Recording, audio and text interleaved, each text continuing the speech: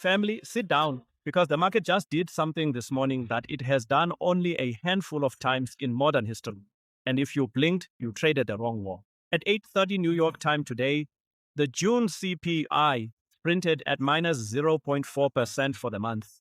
Not slowing inflation, falling prices, the street expected minus 0.1. May was plus 0.5.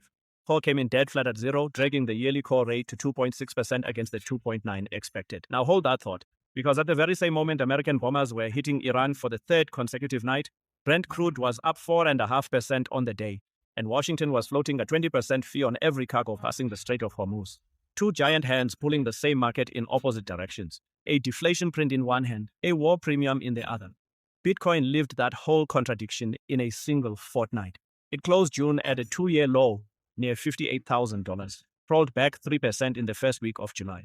Opened this morning at $62,259, down 2.3% on the Iran headlines, and then the CPI landed and it ripped roughly 2% to $63,400 within hours. Ethereum did the same dance around $1,780, and 90 minutes after the print, the new Fed chair, Kevin Warsh, sat down in front of Congress to explain which of those two hands he intends to shake. That is today's episode. What actually moved, why it moved exactly as far as it did, and where the traps are hiding for the rest of this week. Let me show you the machine under the bonnet, because prices never move on news. They move on plumbing. Start with the Fed. A month ago, the market gave an 8% chance of a rate hike at the July 29th meeting. Yes, a hike in 2026. That is the regime we are in. And it is the single biggest reason Bitcoin sits 48% below its October 2025 all-time high of $128,198. Then Governor Waller said the Fed may need to raise in the near term if core stays above 2%. And by last night, those hike odds had climbed to 43%. Every risk asset was pricing that fear, which is precisely why a zero-core print this morning acted like a spring being released. The odds collapsed, yields exhaled, and Bitcoin bounced 2% almost mechanically. Second pipe, the ETF plumbing. June was the worst month in the history of the spot Bitcoin ETFs. $4.51 billion of net outflows, nearly $9 billion out between May and early July. But here is what the panic merchants missed. Santiman's data showed that money didn't leave risk. It rotated into AI and semiconductor stocks. Reallocation, not capitulation, exactly as Hashkey's Tim Sun called it. And the tide has already turned. July 2nd saw $222 million come back in. Over $500 million flowed in during the first week of July. And BlackRock is leading the bid again. Third pipe. And this is the one nobody on the big channels will tell you. Today's beautiful deflation print was manufactured by the war itself. The April ceasefire reopened Hormuz. Gasoline fell 10% in June. And that is what dragged headline CPI negative. The same war that gave us the cool number has now broken the ceasefire that produced it. Petrol at the pump is already back above June levels. In other words, family, the market spent this morning celebrating a photograph of a road we have already driven off. Now let us map the minefield for the rest of this week, because every single day has a tripwire. Tonight and tomorrow, the big American banks finish kicking off earnings season. JP Morgan, Goldman, Citi, Bank of America. Credit spreads widened last week, so watch their loan loss provisions as the honest tell of what a war economy is doing to Main Street. Wednesday is the heavyweight session, China's Q2 GDP with the June activity data. Remember, Chinese equities were up 4.4% last week. The market is already betting Beijing stimulus is working, so a mess hits everything from copper to Seoul. Same day, US PPI, the weekly EIA crude inventories with oil already jumpy, a Bank of Canada rate decision, Fed's Williams speaking, and ASML earnings setting the tone for the AI trade. Thursday, US retail sales, jobless claims, Mosalem speaking, and then TSMC and Netflix after the bell. If TSMC confirms the AI capex supercycle, expect that rotation headwind on Bitcoin to persist.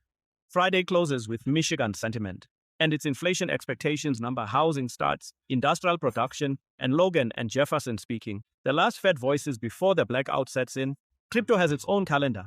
The Senate's market structure push, the Clarity Act framework, backed by more than 200 firms from Coinbase to Kraken, is racing the August recess. Vitalik's new lean Ethereum roadmap out to 2029 is quietly the most bullish structural ETH story of the month. And then the trapdoors. Thursday, July 16th, is the heaviest token unlock day of the week. Arbitrum's $8.9 million is absorbable, but STBL unlocks 51% of its entire market cap in one day, and Rolex 28%. Friday follows with Deep Bridge at 35% and Caldera at 52%. Family, I don't care how pretty those charts look. You do not stand under a falling piano to catch coins. Here is the battle map. And I want you to write these numbers down because the levels are the strategy. Bitcoin trades below both its 50-day MA at $65,150 and its 200-day at $74,700. That is a bearish structure until price proves otherwise, with the RSI dead neutral at 49 and the MACD still negative but visibly losing its downside energy.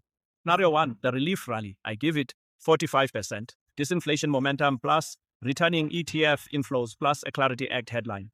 The trigger is not a wish. It is a daily close above $65,150.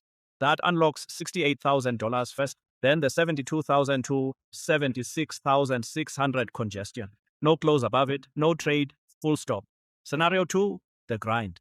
35%, war headlines and Fed nerves cancel each other out, and we chop between $60,000 and $65,150 all week. In that world, you either trade the edges of the range with tight invalidation, or you sit gracefully on your hands. Scenario 3, the breakdown. 20%.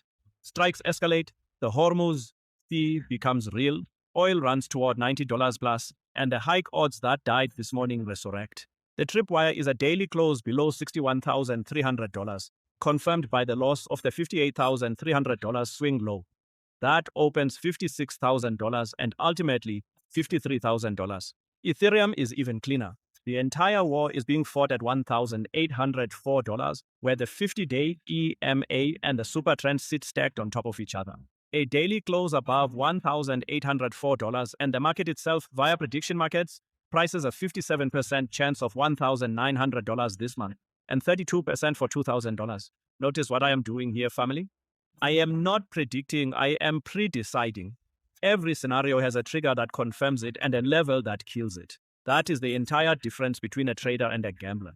So let me land this plane with the part nobody else will say out loud. Tomorrow morning, every headline will scream that inflation is dead and the Fed is finished. Read the fine print with me instead. Core is still at 2.6 against a 2% target. Walla was calling for hikes 12 hours before the print, and the negative headline number was a gift from a ceasefire that was already in flames. This market is paying spot prices for Rearview mirror data. That is not a reason to panic. It is a reason to be precise. My own playbook this week with my own money. Small size, zero leverage. The hardest work in trading is the week you spend doing nothing. Subscribe, drop your scenario 1, 2, or 3 in the comments with your reasoning. I am Bonnie. This is Bonnie's Life. Stay sharp, stay humble.